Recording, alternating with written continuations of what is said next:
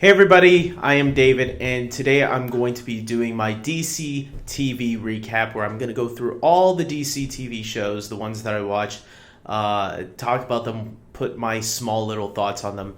Not my overall thoughts, because I will be doing some of these shows episode by episode, which the only two shows I do that right now are The Flash and Arrow, and some of the other shows I'll be doing a full season review of when their seasons are complete. So the shows are Gotham, Supergirl, The Flash, Legends of Tomorrow, and Arrow. Gotham is not back yet, and Arrow decided to take this week off. So if you are regular to my videos of these DC TV shows, you know I usually do Arrow on Wednesdays, and Thursdays is my DC TV recap shows. So since Arrow's not on, why not do it tonight? So the three shows we're going to be talking about, let's start off with Supergirl, episode 15, season 2, Exodus. This was a cool episode. It was a good episode. I wouldn't say it's my favorite. I do like that we got Dean Cain back in this episode, finding out more what he's doing with Cadmus, and the struggles that Kara and Alex are going through, specifically Alex, because she is emotionally compromised more than Kara at this point. And I thought it was a really nice moment when John Jones decided to impersonate her father as Jeremiah Danvers, and trick Alex, test her to see how she would react if her father did approach her, and she failed that test. Unfortunately, Alex decided to go out there and prove herself anyways. Thankfully, she was right. It seems like Jeremiah isn't as bad as we thought. He is doing this to protect his family. I think it was pretty obvious that was going to be the reason. I did like that we got a few Superman jokes in there for Dean Cain, because if you are familiar with Dean Cain, you do know that he played Superman at one point back in 1993 in 4 seasons of a TV show called Lois and Clark: The New Adventures of Superman. And one of the cool things, one of the funny lines in the episode was when Kara says, or no, it wasn't Kara, it was somebody says to him, "You are the only Superman we need." I thought that was a nice little in-joke to Dean Cain's past as Superman.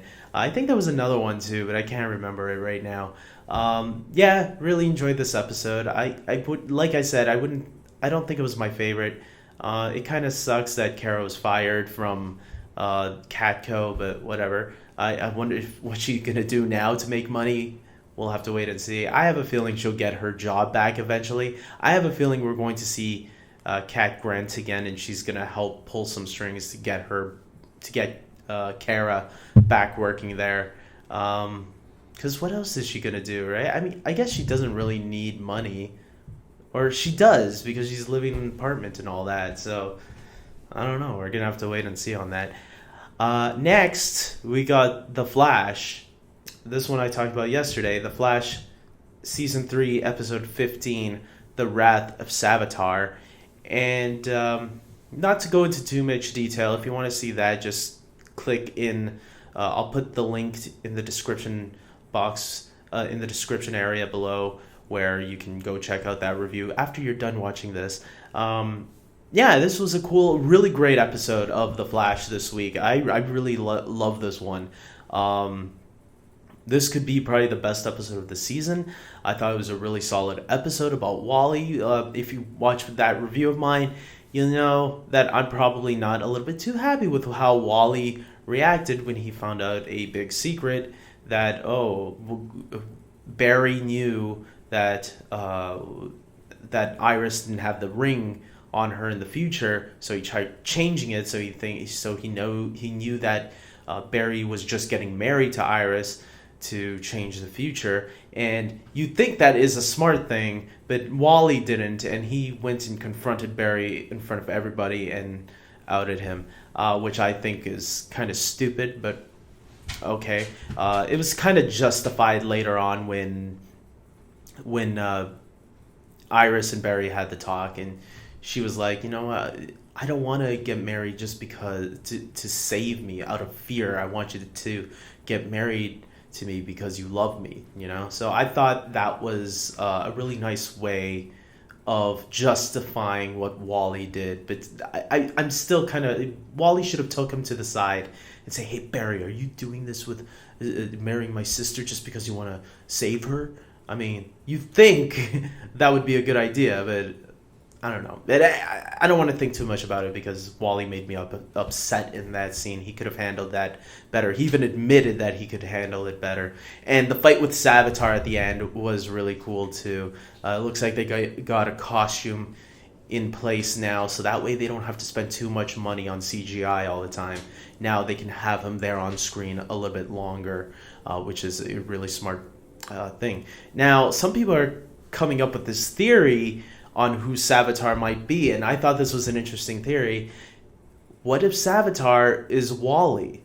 Maybe not under his own free will, but what if, like, the body that Savitar... What if... Because we saw Wally go into the vortex, and some people are thinking that Wally is possibly possessed, maybe?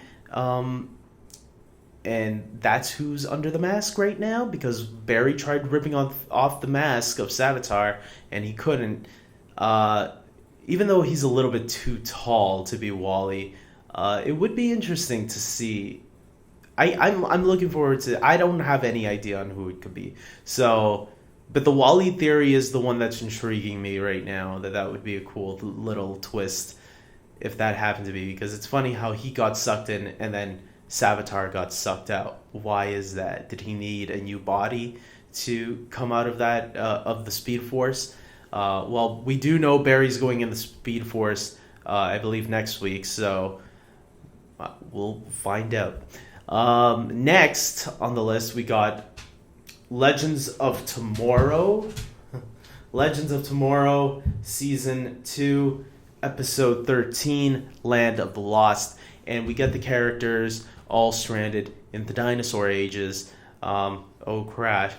But the more that was more of the B storyline though. The A storyline seemed more to be Sara and Jax having to go into Rip's mind and save Rip, because Rip's mind has been lost. He's been, he's turned against the heroes, and the heroes have to go inside his mind and retrieve Rip's memories back so he can be himself again and help the team. I really like this episode a lot. I thought this was a lot of fun. Legends of Tomorrow has been really killing it this season. I really think that this season is what we should have got last season, because I think they really figured out how to make the characters work. Something that I recognized last season when I look back at it. The characters' interactions are not as good as they were in season 1. This season they really mesh well together. I love the interactions. Even some of the interactions that I didn't think I'd care much for, like Stein and Mick interacting together, their little bickering back and forth. I love the relationship between Nate and Brendan Routh, Ray, and even Vixen. I like that we even got a reference that this Vixen is related to the one from the animated Vixen series, the one that guest starred on Arrow last season in season 4. I thought that was a nice little Easter egg that they threw in there, because that was something that I don't think they mentioned it before yet.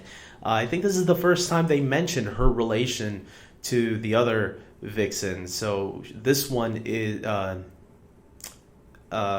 forgetting the name now. She is the great grandmother of the Vixen of the present of 2017, the one from Detroit that Ray mentioned. I thought that was a nice little way to connect that back. And it looks like next week is going to be insane.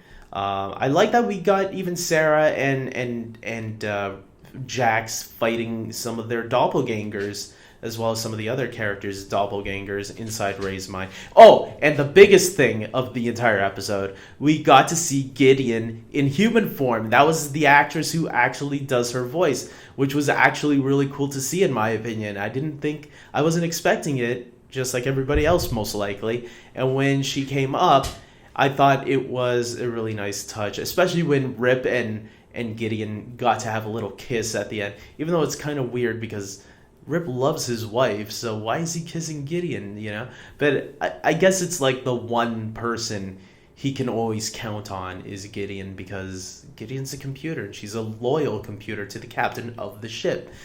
She's been loyal to the entire Legends team.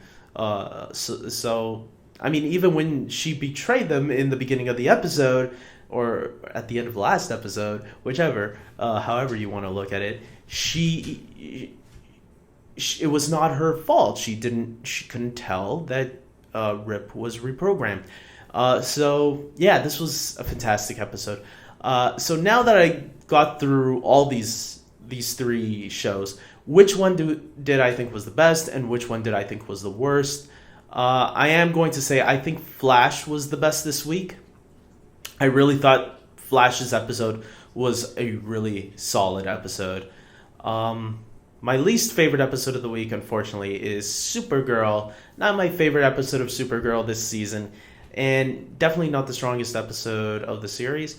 Not the weakest, so I don't want to say that I hated the episode, but yeah, it wasn't my favorite. So I will say that Legends of Tomorrow was almost... It could have been even better, but Flash was just a solid episode all around, and it needed to be. It was building up to this, and all these shows are wrapping up now, so that's why I think they're all getting on a hot streak. Supergirl just happened to have a little misstep in this episode. Not a big misstep, but just a little one, you know? So, weakest link of this week.